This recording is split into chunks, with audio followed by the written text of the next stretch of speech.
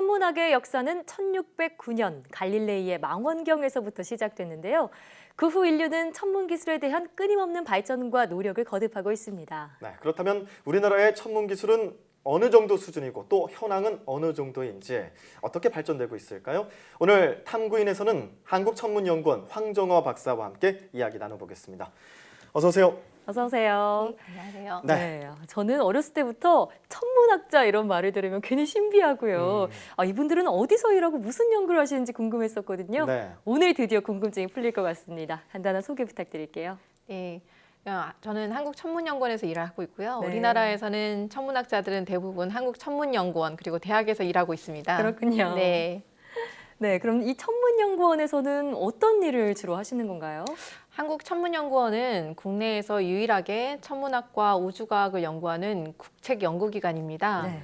저는 천문연에서도 우주과학본부 태양우주환경그룹에 속해 있고 태양과 지구 그 사이의 공간을 연구하고 관측하기 위해서 소형 위성들 그리고 위성에 탑재되는 관측기를 탑재체라고 얘기하거든요. 네. 탑재체를 직접 만들고 우주 환경을 예측하기 위해서 다양한 관측 자료를 분석하는 일을 등을 하고 있습니다. 그렇군요. 그렇군요. 쉽게 말해서 이 우주의 환경과 날씨를 관측하고 예측하는 일을 하고 계신데 그런데 우주의 환경 왜 이렇게 늘 관측을 하고 살펴봐야 되는 걸까요? 매우 중요한 질문이신데요. 예. 태양은 맨눈으로 보기에는 매우 조용하게 가만히 있는 것 같지만 네. 지금 이 순간에도 끊임없이 태양풍이라고 하는 플라즈마 입자들을 뿜어내고 있습니다.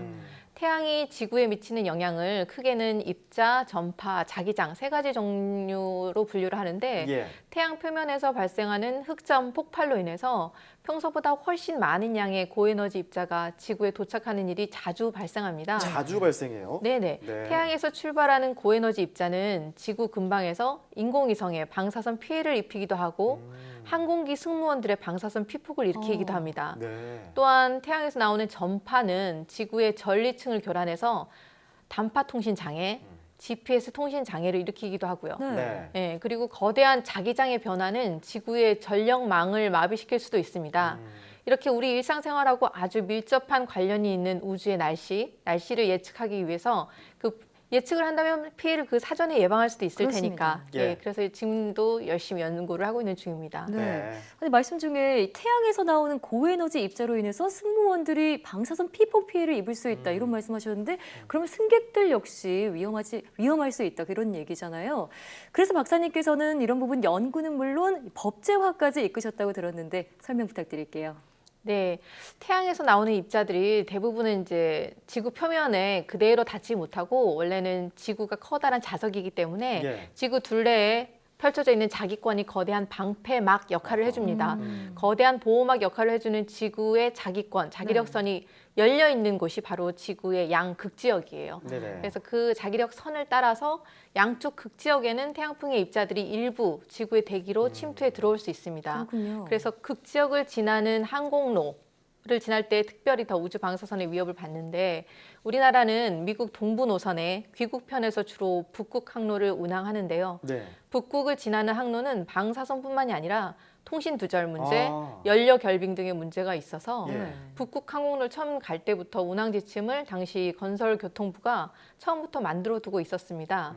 그 이후에 한국천문연구원에서 국토교통부의 정책 연구 영역으로 북극 항공로 우주 방사선 안전 기준 및 관리 정책 개발 연구를 수행했었고 네. 이 연구 결과를 기반으로 해서 현재 생활 주변 방사선 안전관리법 그리고 그 시행령에 승무원과 승객에 대한 우주 방사선의 안전 관리 방안이 들어가게 되었습니다. 포함이 그렇군요. 됐군요. 네. 네. 근데 이제 방금 전에도 그런 말씀 해주셨잖아요. 그 지구는 커다란 자석이다. 네. N극, S극 이렇게 나눠져 있는 자석처럼 그런 것도 얘기해 주셨고 그리고 방사선에 대한 이야기를 해주셨는데 지구를 둘러싼 그 방사선대, 벤 앨런대라고도 불리는데 이게 최근에 연구 결과로 이렇게 안정적으로 구조를 유지하는 그 이유가 있다고 들었어요. 그 설명 좀 부탁드릴게요.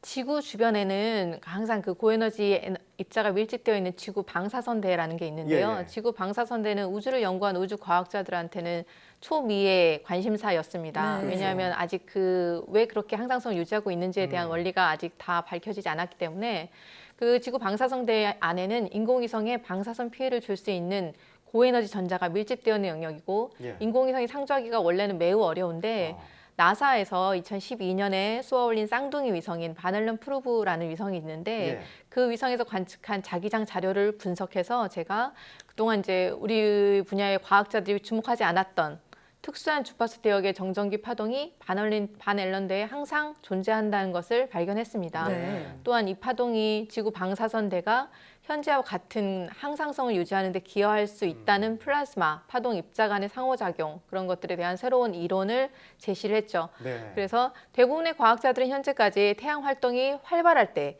전자기 파동이 매우 활발할 때 강할 때 주목했던 반면에 네. 제가 했던 연구는 오히려 아무런 태양 활동이 없을 때 조용할 때 우주 환경이 조용한 시기에 집중함으로써 오히려 바넬란대가 안정적으로 현재와 같은 구조를 유지할 수 있는 원리를 찾고자 했던 것입니다. 네. 그러니까 좀 남들과는 다른 시각에서 바라봄으로써 오히려 새로운 발견을 해내신 건데요.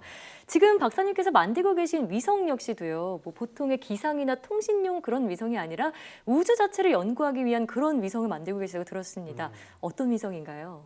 네, 저는 아마 제 첫 번째 일이 그 카이스트 인공위성 연구센터에서 과학기술 위성 1호에 올라갔던 플라즈마 탑재체였기 때문에 현재도 그와 유사한 일을 하고 있는 건데요. 네. 최근에 위성을 만드시는 분들 사이에 그 큐브셋이 굉장히 이슈입니다. 네.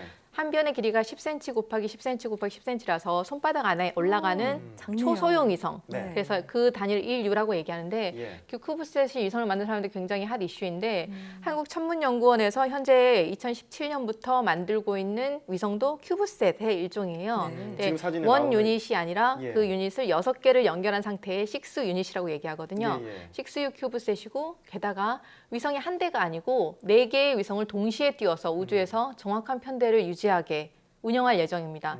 현재까지 우주에서 위성의 편대를 정확하게 위치를 조절하면서 네. 다중 위성을 운영한 예는 전 세계적으로 저희가 처음 시도하는 일이 될 네. 것입니다. 그래서 이 위성은 목적은 앞에서 설명했던 그 우주 환경의 변화, 관측하고 우주 날씨를 예측하기 위한 우주 플라즈마 관측 정보를 수집하는 것입니다. 아, 그렇군요. 네, 그렇군요. 지금 아까 봤던 그 사진의 그 위성을 4개를 동시에 띄워가지고 동시에 관측하는 네. 그런 거를 세계 최초로 이제 시도하고 네네. 있는 건데, 네. 그럼 이 정도면 우리나라 천문 기술 꽤 세계적이다라고 볼 수 있지 않을까요? 어느 그러게요. 정도까지 왔나요? 네. 전 세계적으로 보시면은 천문학 관측기기는 점점 더 혼자서는 할 수 있고 할 수 없고 다 같이 함께 점점 더 대형화하는 추세예요. 예. 그래서 한국천문연구원에서는 미국, 호주와 함께 칠레의 거대 마젤란 망원경 GMT라는 망원경을 전 세계에서 지름이 가장 큰 망원경 25.4m 최첨단 천문 관측용 광학 망원경을 현재 구축 중에 있고요. 네. 또한 한국천문연구원에서는 한국우주전파 관측망 KVN이라고 하는데 KVN을 만들어서 서울, 울산, 제주에 직경 21m의 전파 망원경으로 구성된 다중전파 관측 시스템을 구축했습니다. 네. 그래서 광학, 전파, 그리고 제가 속해 있는 우주과학 전 분야에서 천문 관측은 사실 최첨단의 기술을 요구하는 분야이거든요. 예, 예. 현재 우리나라도 세계 최첨단의 천문대, 그리고 망원경 시스템의 구축과 운영, 과학자료 분석에 모두 저희 과학자들이 주도적으로 참여하고 있습니다. 네. 예. 그런 만큼 우리나라의 천문 기술은 그 수준이 세계 어디에 내놓아도 손색이 없을 정도라고 감히 말씀드릴 수 있겠습니다. 네, 박사님의 자부심도 느껴지고요. 아마 네. 이런 연구자분들의 노력 덕택이 아닐까 싶은데요. 자, 그럼 마지막으로 천문학자로서 꼭 이루고 싶은 계획이나 목표가 있다면 한 말씀 부탁드릴게요. 제가 첫 과학 임무, 그러니까 제 커리어의 첫 번째 일을 과학 위성의 탑재체를 만드는 걸 시작을 했기 때문에 위성을 제 과학의 목표로 삼고 있는데 네. 순수한 과학 목적의 인공위성의 시리즈가 우리나라에서는 소형위성의 쭉 저궤도에서만 있었었거든요. 예. 현재 지금 만들고 있는 위성도 저궤도 위성이고 그래서 우리나라가 앞으로는 자기권, 그러니까 저궤도를 넘어서 더 먼, 더 높은 고도로 자기권에도 위성을 올려놓고 그 밖으로도 위성을 올려놓아서 더 멀게는 화성 탐사, 더 멀게는 목성, 명왕성, 플루토까지 네. 우리가 만든 위성을 직접 보내볼 수 있는 그런 우주 기술력을 갖게 되길 소망합니다. 네. 그래서 현재 제가 참여하고 있는 인공위성이 스나이프 위성 4개의 위성 편대 비행하는 위성도 저궤도 위성이에요. 예. 네. 그래서 이거의 후속 위성은 이보다는 좀 더 먼 궤도에 더 높이, 더 멀리 있는 위성을 저희 손으로 직접 만들었으면 하고 그 일이 제 남은 생애 안에 이루어졌으면 하고 바라고 있습니다. 네.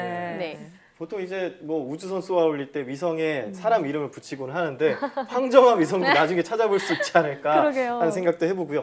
얘기를 들어보니까 우주의 환경과 우리의 삶이 그렇게 동떨어져 있지 않다라는 생각이 듭니다. 네. 앞으로 천문 기술에 더욱 많은 관심을 가져야 할 때가 아닌가 싶습니다. 지금까지 한국천문연구원 황정화 박사와 함께 이야기 나눠봤습니다. 오늘 말씀 고맙습니다. 네, 고맙습니다. 감사합니다.